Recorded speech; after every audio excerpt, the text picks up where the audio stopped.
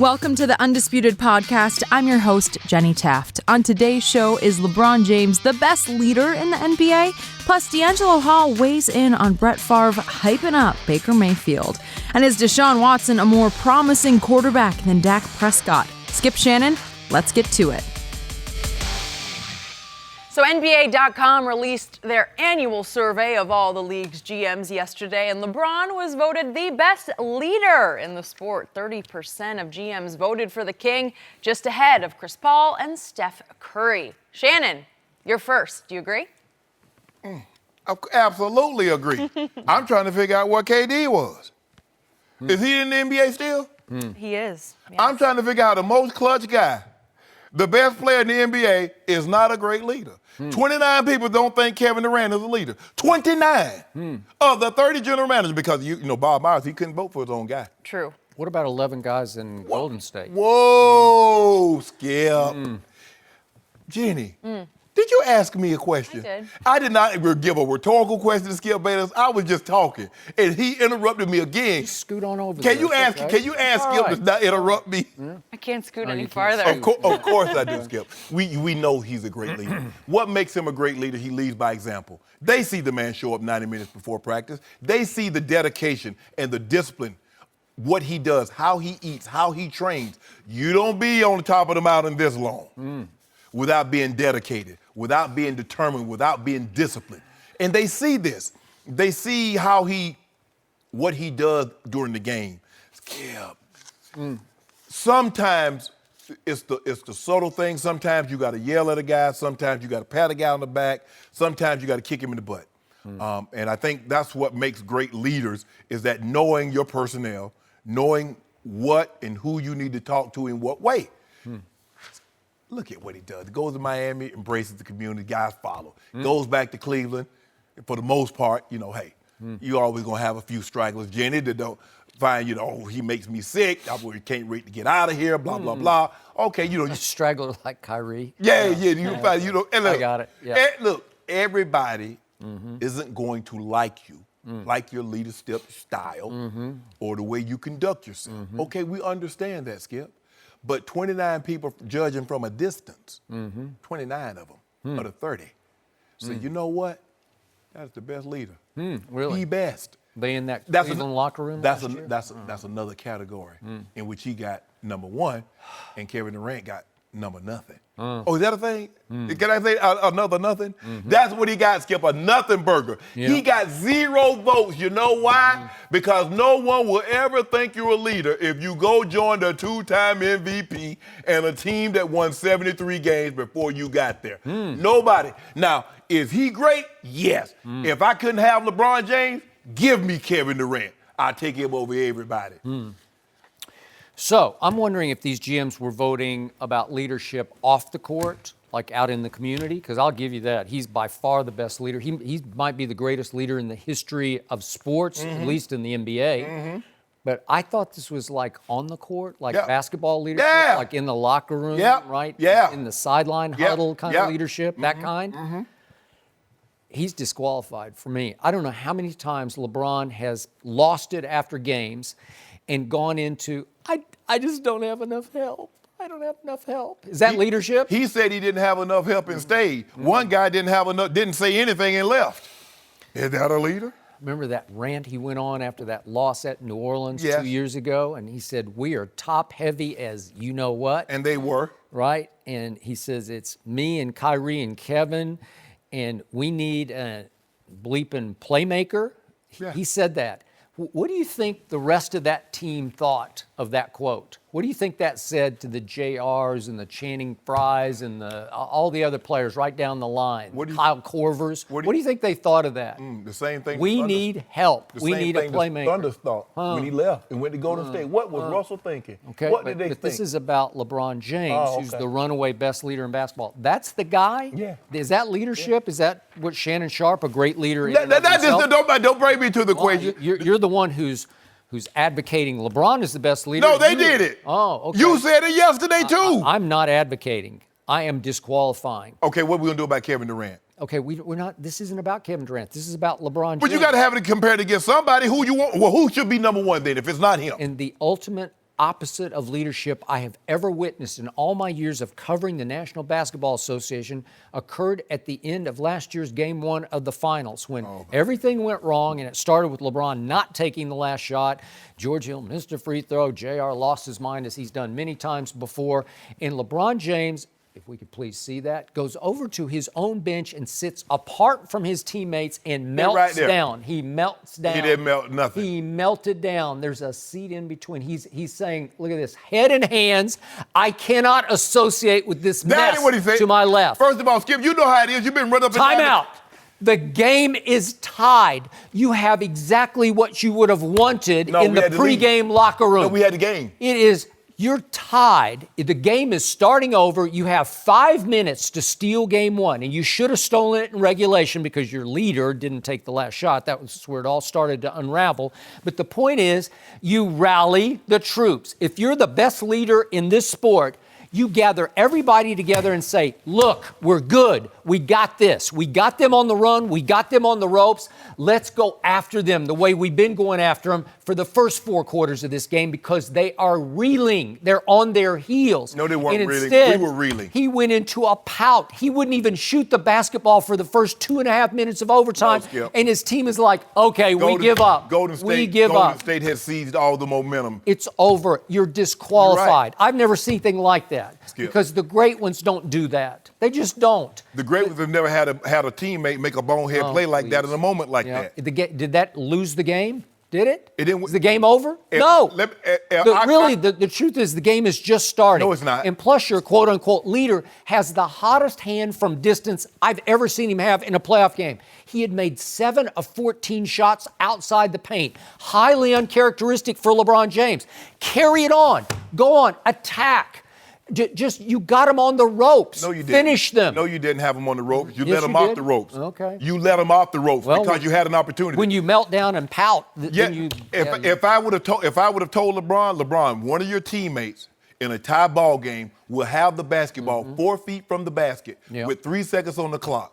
He would have taken that because he says, okay, it doesn't matter. We're going to get a shot up. He didn't expect the teammate to be 4 feet from the basket, dribble out 30 feet from the basket, and then pass the ball as the time goes off the clock. If you're the best player on the planet, you just shoot it. Do or die, sink or swim. No. Make it or don't. That's what that shot would have been. It would have been like a 17-foot jump shot for all the marbles. If you win game 1, boy, you are off to the races. He is a great leader. His teammates, for the most part, more teammates like him than don't. You look at what he's been able to do in different locker rooms, how he rallies the troops, from the purchasing of the Tom Brown suits to the headphones to this and to that. Everybody, you know it, Skip Bayless. At some point in time, just admit it. It's okay. It's okay. What did we see in this offseason? He joins a new team with all new teammates. He has not played with one of these players ever before. Did he show up at the facility every day to get to learn the games of the kids and the cast-offs who joined him in Los Angeles? Nope. He wasn't there. So if you don't mind me asking, every player that transfers teams that haven't played with a player before, do they play pickup games in the offseason? You judging off what Chris Paul and James Harden did. I? And that was impressive, and it translated right into the regular season. To get knocked out in the Western Conference Finals? Well, it translated all the way until Chris Paul pulled his hamstring, and that was the end of them. Did they not have Golden State on the ropes? Well, maybe if he hadn't had all the extra time, he'd have had some hamstring. Maybe he put too much out there. Oh, okay, put too much out there. And then it came all the way down to leadership. So after the first preseason game, LeBron helicopters solo back to L.A. That's not leadership. Okay, you just stay with your team. Why? It's a bonding experience. Jordan didn't stay with his team. Just fly back. Jordan didn't stay with his team. Jordan was in the casino. He'd already played with these guys for years. This is all new. Don't make excuses, Skip. No, that's not an excuse. It's just not leadership. Yes, it is. So what was Brian buying the suits? What about the beats? What about all the gear that he's given them throughout the NBA Finals, be it Miami, be it Cleveland? What's that about? By the way, in Miami, the leader of that team, you know it and I know it, was Dwayne Wade. Okay, if that makes you happy, go ahead and say that. Well, it doesn't make me happy. It's just the truth. But I'm just asking you a question. He's not a leader. He's not a good teammate. Why does he continuously buy all those gifts for his teammates? I don't know. whatever. That's just PR to me. I don't know. So everybody So now, lied about it. so he talk about can't. it. So he can't That's win. Fine, that's he fine. can't win then under your scenario because you said it's PR. So everything he Is does. that how is you against become a leader? You know, and I know that's not how you can't buy leadership. Oh, so showing up you early, have to leaving late? earn. You have to earn leadership. Well, if LeBron James hadn't earned leadership, there is no leaders in the NBA. I can assure you of that. Well, and I can tell you this, to finish this up about Kevin Durant, he is the quiet force leader of the Golden State Kevin Warriors. Durant told you he didn't want to be a leader. Really? I don't remember that. Well, I read you this Iggy quote from back No. in the We ain't playoffs. talking about what Iggy said about him. I'm telling you what Kevin Durant said out of his mouth. He talked about how unstoppable Kevin Durant is, and he said when we see that look in his face, it carries over to the rest That's of the what guys. Iggy- That's leadership. That's what leadership. Iggy said about him. Yeah. I'm telling you what Kevin Durant said out of his mouth. I'll get the quote for you. When we come back, I have the quote what Kevin Okay, Durant well, said out of least. then that disqualifies it. Why you mean it disqualifies it? Yeah. Because you know he said it. LeBron James is the opposite of LeBron leadership. James, see, again, 8-1. Therefore, best player. Best player, Skip. I'm sorry. I wish it was something I could tell you to make you feel better. Well, I feel pretty good about Kevin Durant bearing LeBron in the clutch category. Because that's One. the truth. That's 40% to 17%. Well, Nick Foles is more clutch than Tom Brady. Oh, really? Buried him. Buried him because your guy gave it up. No player Gave it up. No player in the history of sports has been more clutch on the biggest stages than Tom Gave, Brady. I don't know what ever. I'm talking about the last Tom Brady big is game we remember. even more clutch as Gave Tom it up. Brady than Michael Gave it up. Jeffrey Did Jordan. he give it up? No. Did he give it up? He threw for We're- 505. Well, no, we don't do stats. Stats are unimportant when you don't win. Because remember, LeBron had 51, 8, and 8, and they lost. So we don't do I stats when think they lose. Somebody just lost a debate. Oh no! Reaching. Tom gave it up. Reaching. Yep. Nick Foles. No more Tom Brady. Groveling. No more Michael Jordan. LeBron. No more LeBron. No mercy. Hey guys, Jenny Taft here, and before the show moves along, I wanted to talk to you about ZipRecruiter. There are job sites that send you tons of the wrong resumes to sort through. That's not smart. But you know what is smart? Going to ZipRecruiter.com/undisputed to hire the right person. ZipRecruiter doesn't depend on candidates finding you, it finds them for you. Its powerful matching technology scans thousands of resumes, identifies people with the right skills, education, and experience for your job, and actively invites them to apply. So you get qualified candidates fast. That's why ZipRecruiter is rated #1 by employers in the U.S. This rating comes from hiring sites on Trustpilot with over 1,000 reviews. And right now, Undisputed listeners can try ZipRecruiter for free at this exclusive web address, ZipRecruiter.com/undisputed. That's ZipRecruiter.com/undisputed. One more time, ZipRecruiter.com/undisputed.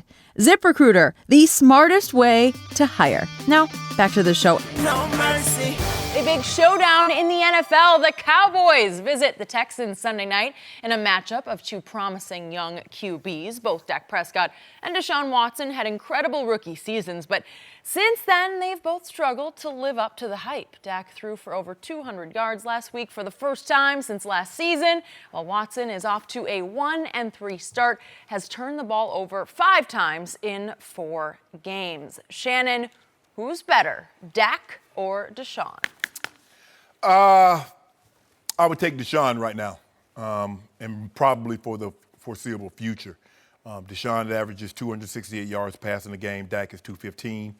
That number, if you were to factor in this season, Deshaun's over 300 yards passing. Dak's under 200. Yes. This is what I didn't know. Deshaun Watson almost outrushes him per game by 2-1. It's 39 rush yards per game to 20. I didn't know it was that big of a gap, Skip. Whose fault is that? How about my play caller's fault? Well, does it see? Well, you brought it up. I'm just saying, what do I pound the table for every week? I just believe. Run him. True. I just believe seeing Deshaun play. He grew up about 30 miles from where I lived in Gainesville, Georgia. Yep. Maybe 40. He's a better thrower of the football than Dak Prescott. Dak has a better running game, better offensive line. I just think in a passing league, the better passer probably is going to be the better of the quarterbacks. And because I think Deshaun Watson is a better quarterback, throwing the ball from the pocket, throwing the ball on the move, I would take Deshaun Watson over Dak Prescott as my quarterback.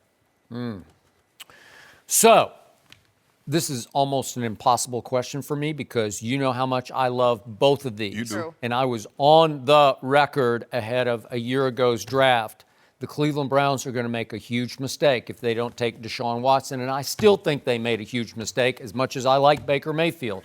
But Deshaun Watson showed us in back-to-back national championship games. That's why you like what him. he has made. Tell the truth why you really like him, Skip. He ain't nicked St. Nick. Yeah, exactly. He did. He put it on it, man. Because he threw for 405 in the first game that they lost, but it was 4 touchdowns. In that game, he ran 20 times for 73 yards. That's pretty good against St. Nick's defense. And then in the one that they won, he threw for 420 yards, 3 touchdowns, and ran it for 43 more yards. But the point is, that was just playmaking supreme. That was just poise and confidence and whatever that intangible, that's a winning intangible that you have. Now, what did Deshaun do at Clemson that neither one of us liked? He threw a whole bunch of interceptions because in those last 2 years when he was a starter at Clemson, he went 13 and 17 interceptions, and that combined, those 30 interceptions led Division I for those 2 years.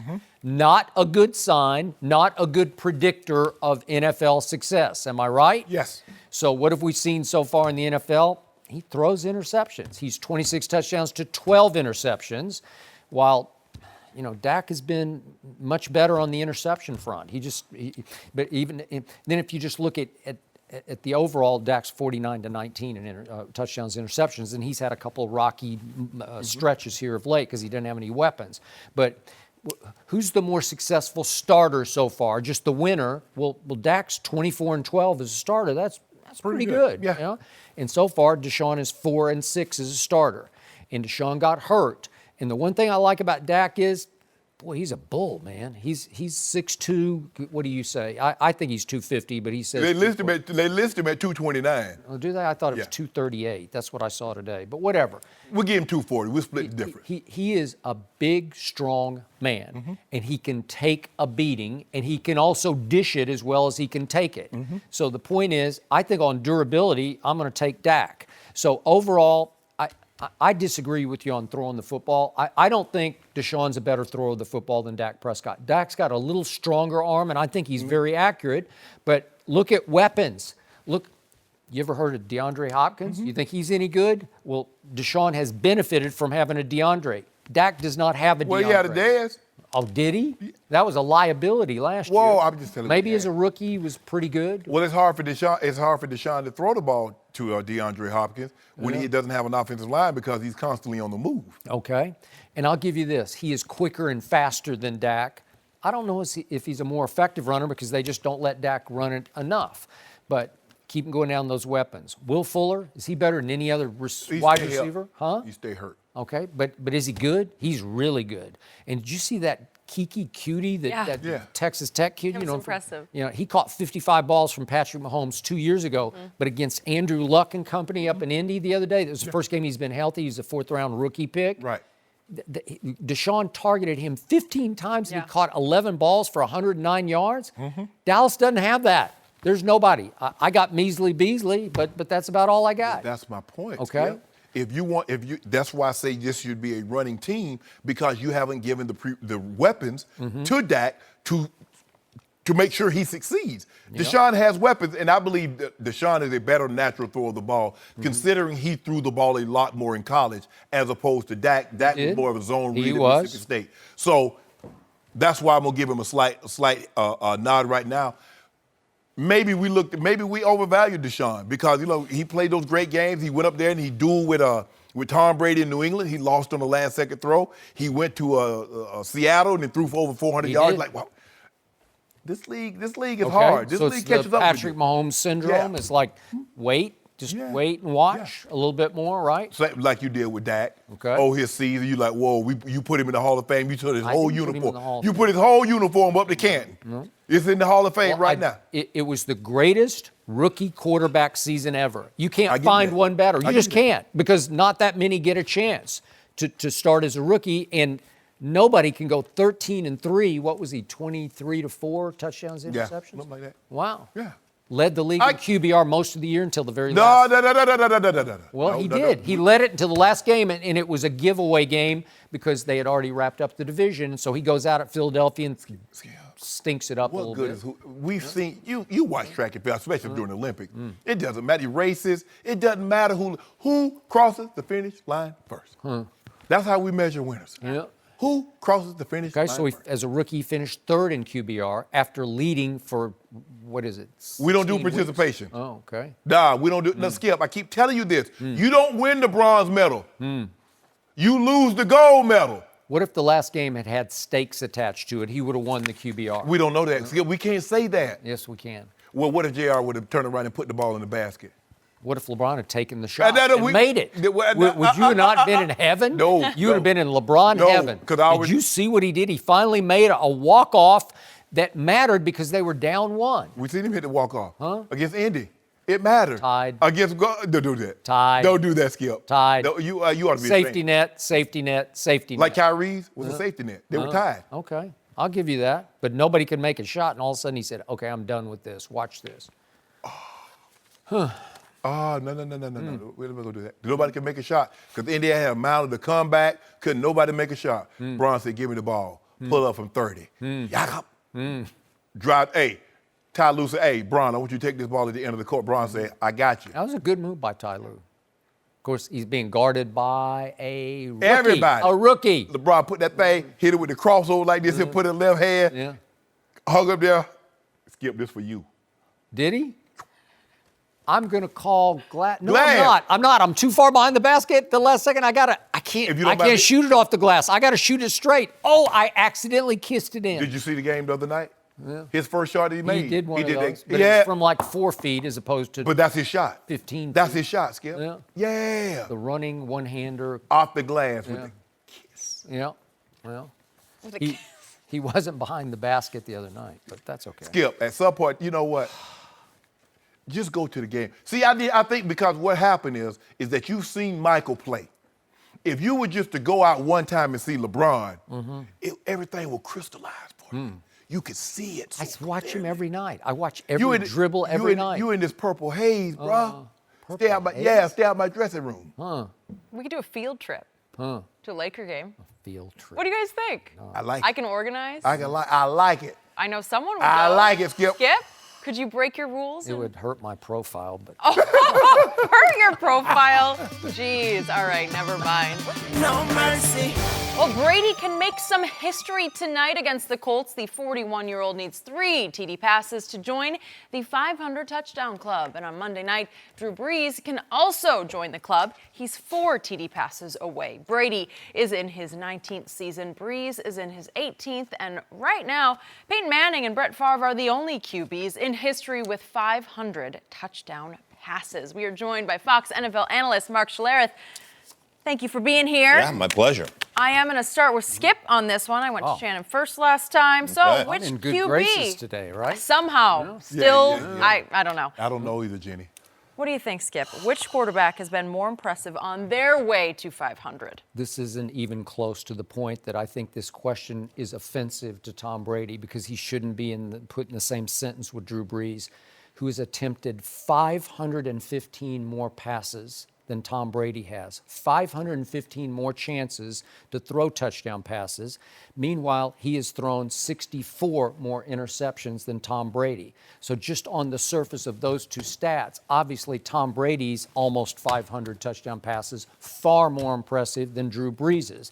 Meanwhile, Drew Brees has had the huge advantage of getting to play for a Sean Payton, who's obviously a go-for-broke, throw it all over the lot play-calling head coach, while Tom Brady has often been stuck with an old-school, defensive-minded Bill Belichick, who often takes the ball out of Tom Brady's hands and puts it in the running back's hands, because we know a lot of games he just says, okay, you can't stop the run. We are going to run it all game long and run it down your throat. So I would say that's huge advantage Drew Brees on touchdown passes over Tom Brady.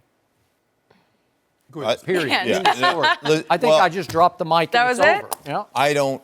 I don't disagree with you at all.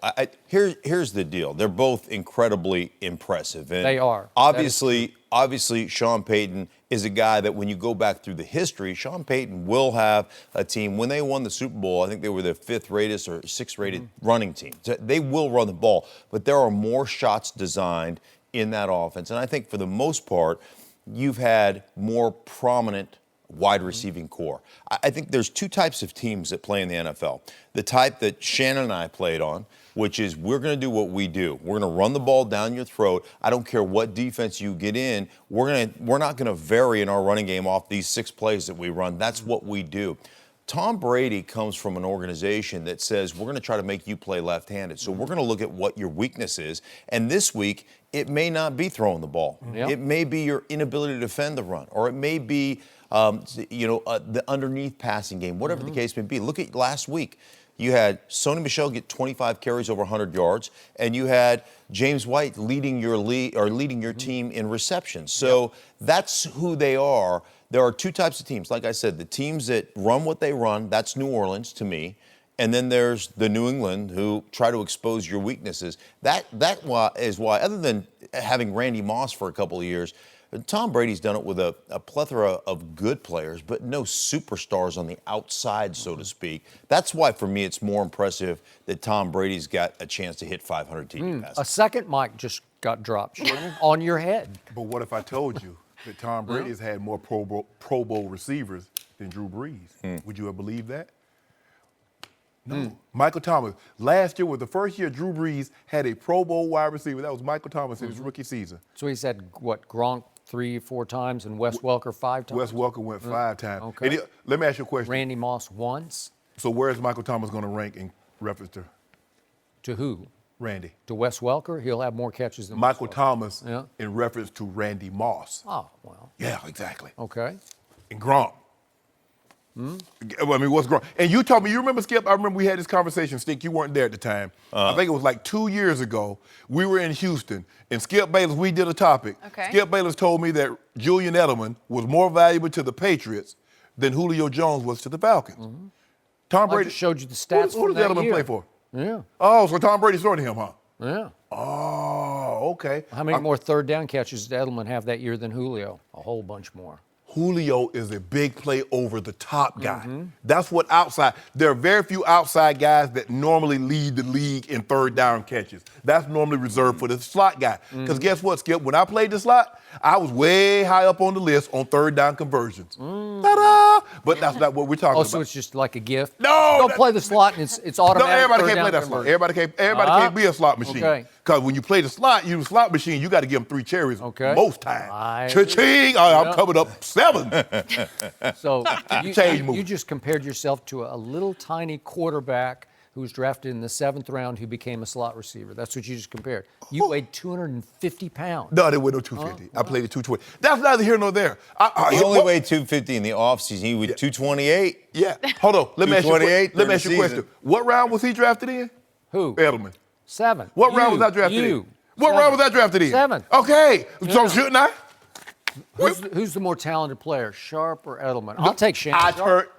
What I turned into be. He did what he did. Okay. But what am I going to do about these 5,000-yard passing season? The dude completed 72% of his passes last year. He's at 80 this year. Okay. 8 out of 10 times when the ball leaves his hand, one of Drew Brees' receivers. What does that have to do with 500 touchdown passes? Nothing. Tom Brady's been in the league 19 years. Yeah. 19. Drew 18. Drew, 515 more attempts. That's a lot more attempts. Can you tell That's like a whole season It of is. attempts. But can you tell, Skip, what a defense plays when you're constantly behind, they're like 28th ranked scoring defense now. Do you know Drew Brees has had 10 defenses that's ranked worse than Tom Brady's ever? Tom Brady's defense has never been 17th or worse than 17th in scoring. Drew Brees has 10 of those. What am I supposed to do with that? Yeah. And you wonder why he's throwing. You certainly are going to get more opportunities. I just keep going back to the principle of Sean Payton wants to push it down the field. They want to throw it more than New England wants to throw it. And that to me is the thing that differentiates the two. But and Shannon, if you're down 14, 17, 21, they just go bombs away, man. Well, you got to. You can't shake the ball down. All right. But a lot of touchdowns happen when you're way down. A lot of interceptions happens too. Hence, he's had 64 more than Tom Brady. Now, you can't just say, you get an opportunity to throw more touchdowns, but you also get an opportunity to throw more picks. See, we didn't worry about that because we're going to run the block. Well, Tom Brady was 10 down to Saxonville in the 4th quarter. Did he throw any picks? What's 10 points? Huh? Well, 10 down against that defense? That feels like 30. What you calling me down? You remember Drew Brees was down to Minnesota? He was down 21 in the playoff game. Yeah. So come on, Skip. Look, like I said, this is a ton of bridges, a ton of feathers. But I'm You're going to saying take the it's tunnel. 50-50? Yeah, both are impressive. Because I know what you want to do, but you can't do it. I know what you want to do. You want to add those postseason. He want to add that old thing. I know but you can't do it. So you started making an argument on my behalf But you that can't- I didn't even dare to. I didn't even You step because across you that can't. line. You can't. No, I can. No, you can't. I would just devastate you if we start talking about the postseason. We're just doing regular season touchdown Okay, let me ask passes, you a question. right? So where do those postseason touchdowns go in the regular season? They don't. None. So you can't make that That's argument. why we're just doing 500 to 500. 500. Drew Brees. So what are you talking about? You're saying that I can't use my strength over here? No, you can't use because that's not the argument. Well, you're putting words in my mouth like I wanted to, but said I you, didn't. You did. Yeah, you did. Yeah, Did you I? Did. Did Yeah, I bring? You brought it up. No. I didn't bring it up. Did I I bring it up? I No, know you didn't. you. I know you, Skip Bayless. You want to talk rings? And every day. Every day. Yeah, you No. want to take I any want of this? rings. No. Want to talk postseason touchdowns? Drew Brees will get upset if you talk about rings because you know that big diamond that hubbub that's been going on. You, I don't know. I need you to skip. I watch sports. That's all I watch. Drew Brees in sports. Oh, okay. Yeah, what are we watching? Yeah. Well, I don't know. That's a good You know what? question. That's sometimes Drew, I wonder. I got you, Drew. Mark. Hey, thank Tom you Brady didn't come for on our being show. here. Drew Brees came on our show. You Get Tom to come on the show. You know what? I would love to have Tom. In fact, I tried to get Tom Brady on the show. No, Tom be hating. One he's day? too good for us. One day? What you mean he too good for us? He's in another realm. There's no such thing. He's in that realm above LeBron's realm. Don't do that, Skip. Right. Nah. Yes, he is. We No, have no. time to go All there. right. Thanks again for being You're here. wel- All you're right, welcome. the Ravens defensive coordinator had some very surprising things to say about Baker Mayfield today, and we'll tell you next. No mercy. Baker Mayfield has had an eventful start to his NFL career. He came off the bench to lead a comeback win over the Jets. Then he turned it over 4 times in an overtime loss to the Raiders. Yesterday, Hall of Famer Brett Favre had some very nice things to say about Baker. Let's take a listen. I think he can be great. He's fun to watch. He's a playmaker. He's resilient.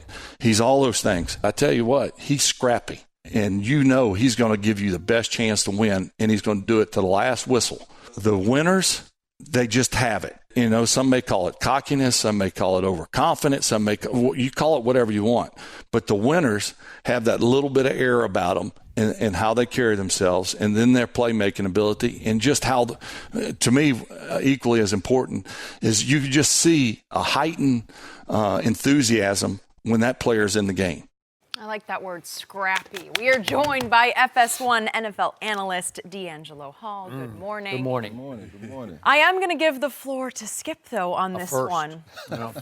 Good times. I'm trying to win you over here. Do you agree with Favre? I do, and there's part of that soundbite we didn't hear that he Okay. prefaced all this with. The guy who tipped him off to this thought was the great Ron Wolf, who built the original Packer team with Reggie White and brought Brett Favre from Atlanta that won a championship. And I know Ron Wolf, been around him. He was the greatest talent evaluator I was ever around. He really gets it. And what Brett said before, what we heard was, he was talking the other day to Ron Wolf because they keep in touch, and that Ron told him that when you're picking a quarterback, you cannot underestimate the winner intangible. That most people, they look at the combine result, the pro day result, but you have to look, is the kid made of the right stuff, whatever that winner thing is. And Baker Mayfield has that in him. And I'm not saying Baker Mayfield's going to be Brett Favre, because Brett Favre was really good, and I'm not sure. 3 consecutive MVPs. Yeah, there you go. And I don't think Baker is that gifted. I just don't. He's going to be really good, but is he a Hall of Famer? I don't know. I'm stopping short of that.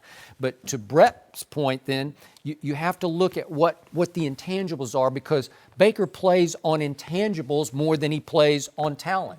And if you look at what he did at the University of Oklahoma in the 3 years he started there, he goes 34-6 as the starter. It's pretty good. Got them in the playoffs twice.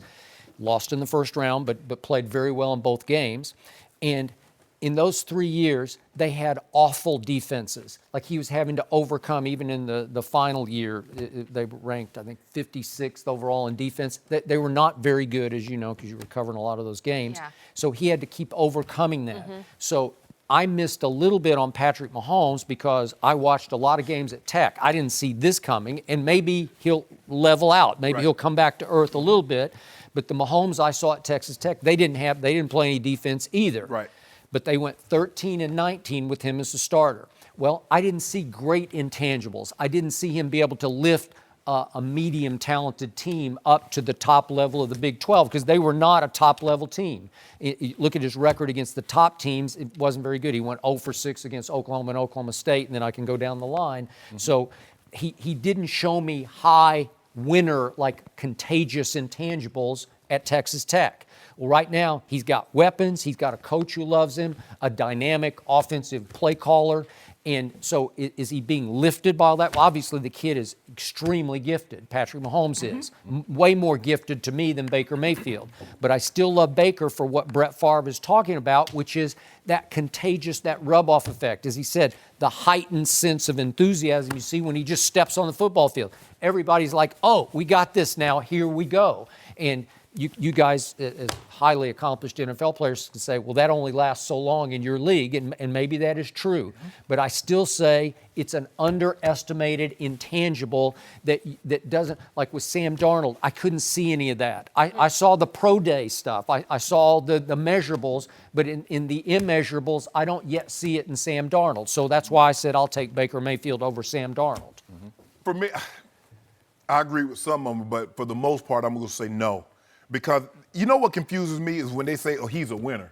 Let me tell you who won a lot in college. Jamarcus Russell. He won a national championship. Yeah. Mark Sanchez, Joey Harrington, Tim Tebow. On Jamarcus, I can go back and show you. We don't have time to do this. But every time LSU played Florida or Tennessee or some big game, he did not play well. And he was a big interception thrower, too. But go ahead. But they won a lot. Yeah. Most of the quarterbacks in the NFL, they won a lot. It's very few quarterbacks, Skip, that lose, especially if they go to prominent programs like an Oklahoma, like a Florida, like a Tennessee. For the most part, they're so supremely talented. That's why Mahomes at Texas Tech couldn't beat Oklahoma and Oklahoma State. Texas Tech is not getting 4- and 5-star recruits. They might get 2s and 3s, but the 4 and 5, if they're going to go somewhere, they're going to the bigger school.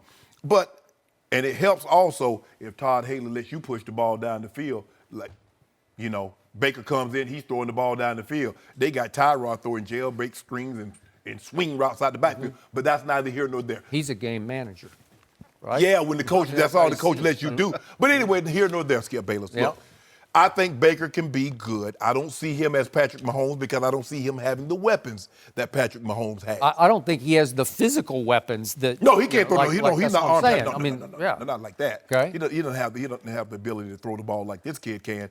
But yeah, I think Brett sees a lot of himself in Baker Mayfield, minus the kamikaze style. And this is why he's heaping the praise and adulation. I think that has a lot to do with it, Skip. When we see someone like ourselves that's playing the game, it's natural. Oh, yeah. But, man, there's a lot of there. I don't think anybody thought Brett Favre would be Brett Favre when he first started out, Skip. So it's hard to definitively say what a guy's going to be. Can we at least get like 4 or 5 games in? We saw a half and we saw an entire game. The half was great. The game, not so much. So, man, we're just so quick to anoint somebody down. Yeah, we always are. This day and age, we always see one big play, and wow, that guy's the next big thing, because we're always looking for that next big star. I do think Baker has a winning quality. Like Shannon said, I can't go off of what he did in college, though, because he had a great team around him. And he doesn't have that great team in Cleveland. He did not have a defense. He did not. His defense was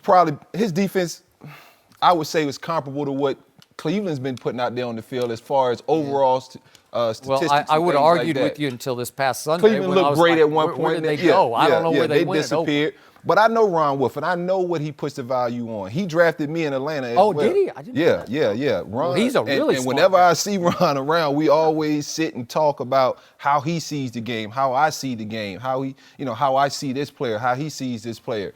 And it makes sense. I didn't know Ron had a part of getting Baker up, up there in Cleveland, and not had a part of that. He was just telling Brett, that's why I love this kid, is because he's got that winner. I thought he was in the front office. No. Okay. No. Well, I need to see him do it on this level, and so absolutely what Shannon said. Brett sees himself in Baker Mayfield. He sees a kid who plays the game with such emotion and such passion and runs around and has so much fun, can go hang out with the DBs, can go hang out with the receivers, with the O-line, the D-line.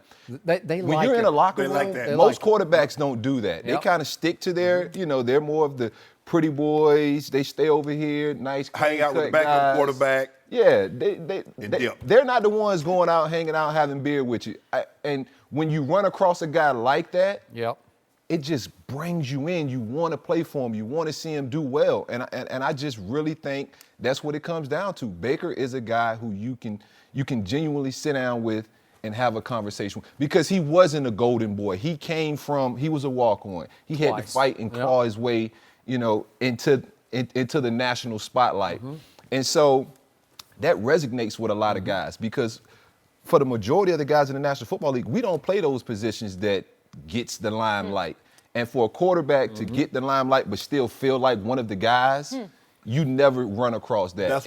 That's what makes Baker, I think, a little bit different, and that winner stigma gets thrown on him. I think that's what made John Elway so special in our eyes, Skip, because he was a guy who he was, but in training camp, we're playing cards, we're rolling dice, we're having a good time laughing and talking. And he come in there and he rolled dice, play cards with us. In training camp, he's like, okay, what are you guys doing tonight? We get a night off. He come hang with us. Yep. We shooting basket, poppy shot, and he does that with us. So now we're looking at him like, he could be standing doing his own thing. He with us. Or he's married, got 4 kids. We go out, hey, I'll be there for a minute. He come hang out with us. Yep. So that does play a lot, because you don't want the quarterback. Yeah, you're the face of the franchise and they treat you differently, but we don't want you to act different. They might treat you differently, but you better act like the rest of us. Okay, what is Baker Mayfield made of? What do we see at the University of Oklahoma? He played, I thought, the best regular season game of the year a year ago was at Ohio State, and then what did he do? Took the flag and went to the middle of the field and stuck it in the ground. Did you love that? Did a lot of people, is that role model quality? As No, a teammate, it's I not. loved it. Okay, that's bingo. And then he gets mad at the worst team in the Big 12, the Kansas Jayhawks, because they disrespected him during the coin toss. Yep. Somebody said something to him. He wouldn't shake his hand. Remember, he tried to shake his hand. And there were words exchanged too. And he's grabbing his crotch to say, okay, how about this? Yeah. Role model? No. Right. But do the NFL people say, I kind of like that? Would teammates like that? Yeah, they did, right? And then what did he do before their biggest game of the year against TCU? One of the TCU kids dared to run across the back line while he was warming up on their end of the field. He just drills the TCU player in the helmet with the football. It was a good throw, too. Caught him right in the helmet. Okay? Again, he's got some stuff to his game. That's what he's made of. He's going to be combative. He's going to be feisty. He's going to, if you want to go fight after the game, he'll go fight you after the game. He's that kind of kid. Okay, do you like that? You want to play with that? I do. Like Phillip Rivers a little bit. How Phillip Rivers, you're not used to seeing quarterbacks jaw back and forth. Yeah. And I remember playing against Phillip. We came out together, and he was always a talker. And I'm like, man, who this dude from NC State doing all this talking? But he kept doing it. He kept doing it. And guys on his team loved and respected him Would he for talk doing to that. you? Yeah, he would talk to anybody. Yeah. He didn't care. He From did the not sideline, care. yes. From the sideline to the other, you could be on the bench sitting there watching in the preseason, and Phillips jawing from sideline to sideline. Like, it was something I had never seen from the quarterback position before. But guys on his team, like I was saying, they love that about Phillip. You as an opponent, you hate it, because you want to get that. You want to get him. You want to hit him. You want to hurt him. Yeah, you But doing when all you're that talking playing because with you him, protect him. you love him. Yeah, when you're playing with him, no, you love him, and that's kind of how Baker is. If you're an opponent, you hate him. You want to go. You want to hit him. You want to try to get to him, sack him, whatever, pick him off. But when you're on his team, it ain't nothing you wouldn't do for that dude. Okay? That's some intangible I can't measure. Okay? We can't measure it though. Is he 6 feet and a half inch tall? Yeah. Is he a little stocky built? I don't think he has a great body exactly, but can he escape in the pocket? Yep, he can do that. Can he make plays? Yep. I still think he has a whip of an arm. It's not Dan Marino's arm, and it's not Patrick Mahomes' arm, but it's pretty good. Got to get him some. I mean, they got some. We'll see. They have Landry. They have Callaway. They got good running backs. Yeah. So we'll see. And Joku. Wish he had Josh Gordon. That's a whole nother story. Skip. He had him. Josh is gone now. Now- You know what? You always want something that's always going. You know what? At first you didn't want Dez. Now you're talking about looking at what we got. I think Dez might be pretty good. Now you want Dez back. Put the even in front. Even Dez would be better than what I Yeah, have, I'm right? like, That's not saying why a you lot. always do that? You had him. You didn't want him. I didn't. The guy always wants the girl once she's gone. Yeah, but he's desperate. He said that all day yesterday. Yeah. Desperate times, desperate measures. We got the championship of Texas on Sunday night, Yeah. right? Bragging rights. That ain't no championship. Yeah. It's a Come on, Texas. Texas. It is. It's a Yeah, big you're weekend rooting in for the Texas Texans. for you guys. Can we get a case to do on it? Probably. I'm a little What- shakier on what you this mean, one. probably? I loved my chances against Okay, well, Detroit. then go and put the And it do still on. went to the last play of the game. Go ahead and put the do. Yeah, it's on. It's on. What to do? Yeah, because in the end, if Dak has to throw it to Zeke, he will throw it to Zeke, and the game will be over. You're going to take Thank one you very play. much. He made one over-the-shoulder catch in 3 years. But how, wouldn't it? It was the play of the year in pro football. I wouldn't It go was. that far. It was. You see what he Hey, did? He jumped in the no, play. no. Think about Play it. of the year. You don't have any receivers, and finally, your two best. You're like a two-man offensive team, and the two just say, "Okay, let's just end this thing right here. I'll go line up as a wideout. I'll go line up in the slot, and I'll run a go route, and you throw it over my shoulder, and I'll catch it, and the game will be over." Am I right? See what I'm saying? No. No. Good play. That's man. a I play. mean, come That's on. a It play. ain't the play of the year. Well, given the degree of difficulty, come on. It's a routine play. It's routine for a running back to make Yeah. that catch. It If is he not. if you say he got hands like didn't do Le'Veon it. and Well, I Gurley. told you he's got better hands than Le'Veon. You hear that? Yeah, I don't know about that one. Well, you saw it. I saw a great He throw, made a great catch. play. But when it comes to like overall, I mean, Okay, but Barner remember- moved up. Remember, it came to that. That's all I got. And that's what I'm trying to tell Right. you.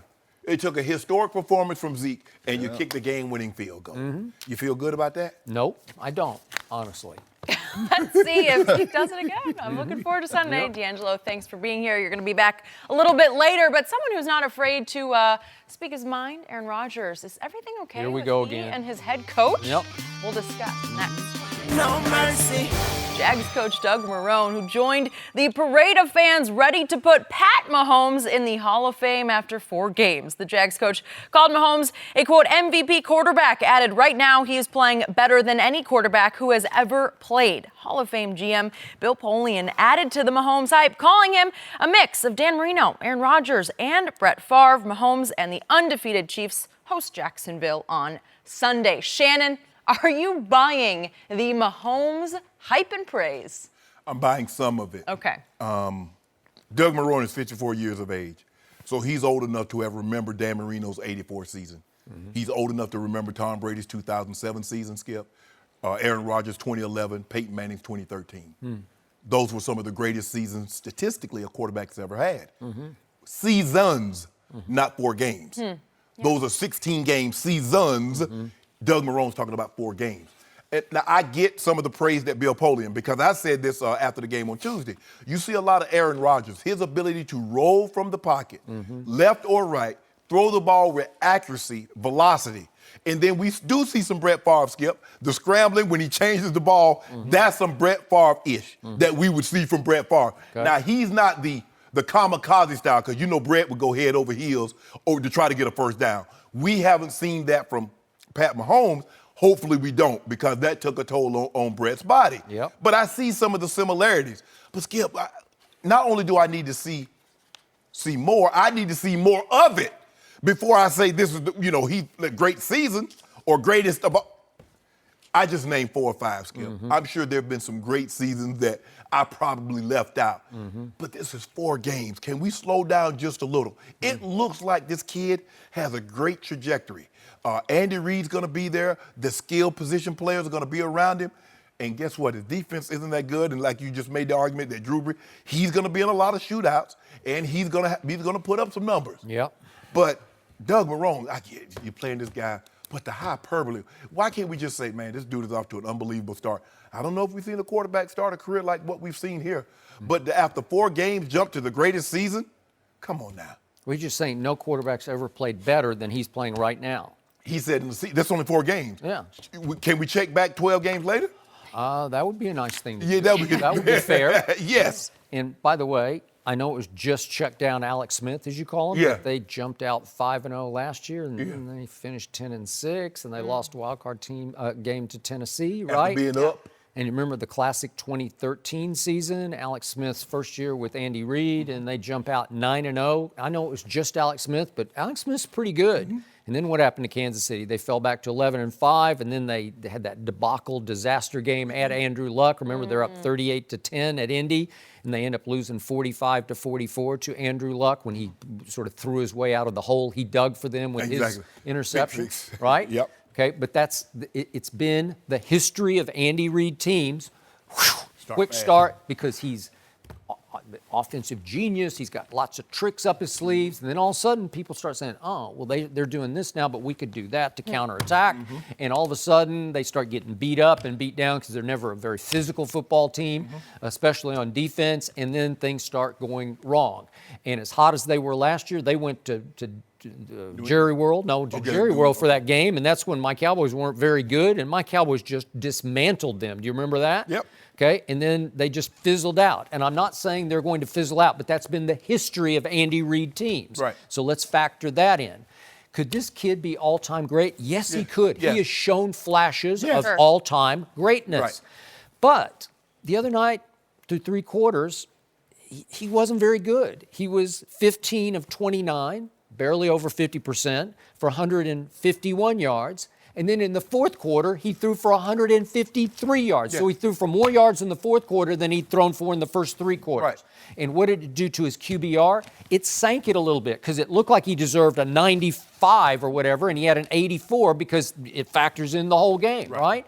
And how many times the other night? I counted 3 times when he scrambled and flung it, just flung it, and he had he's on a magic carpet ride right now, and we see it happen for X number of games for kids where they don't know what they don't know, so they have no negative thoughts. He's got 0 negative thoughts, so he flings it with such confidence that unfortunately for the opposition, they don't catch it. Right.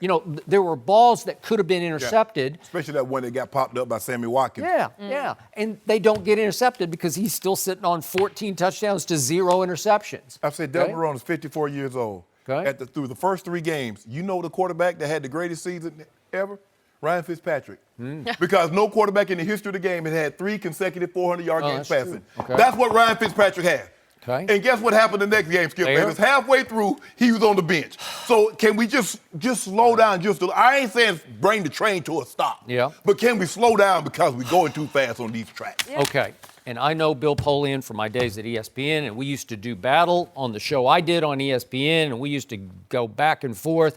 We started out on Tim Tebow. He told me early that year in 2011, Tim Tebow should be a running back. He said he's John Riggins. Remember John Riggins? Yeah, John Riggins, I remember. Big old tough white boy, right? Yep. Just big old strong. What would he go, 240 Probably maybe? 240, 245. Right, somewhere in there. And he could just carry the mail, man. And he could run. He was I think he ran track in high school, so he was a big, fast white boy.